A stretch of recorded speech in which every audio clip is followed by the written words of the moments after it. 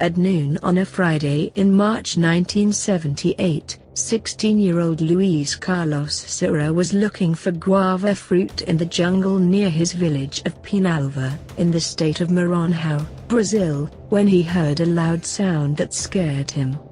He looked up, and saw a light above the palm trees, so bright that it hurt his eyes. Suddenly, he said, I fell flat on my back and couldn't move. I was paralyzed. A minute or so later, he began to rise slowly into the air, still in a horizontal position. He could see a round object just above the trees, and when he got higher he saw a dome on top and 3 windows around it. One window was open. He floated in through the window and was lowered to the floor.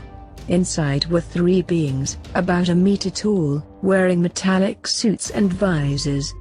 They were talking, but he did not understand them and they simply ignored him.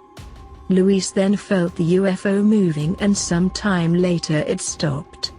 He was levitated out of the UFO and came to rest on a nearby flat rock, still paralyzed. He could see tall grass, but no trees or birds or stars or sky, only solid blackness above him. The little man put some kind of liquid in his mouth and he passed out.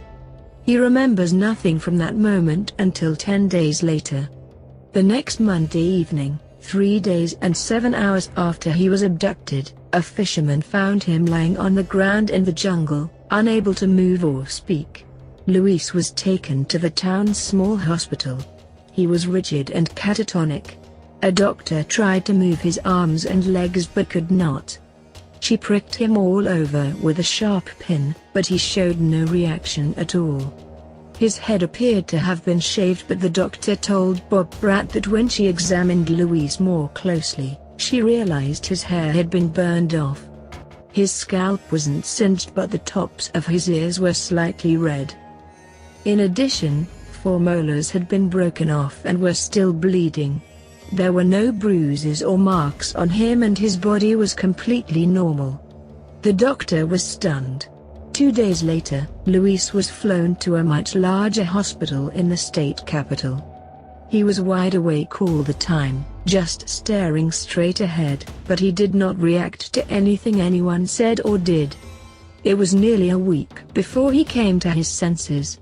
During most of that time, he had to be fed intravenously. Altogether, at least 8 doctors examined him, including a neurologist and 2 psychiatrists, and not one of them could explain what caused his condition. When Luis finally came to his senses, he told his story, over and over again, without variation.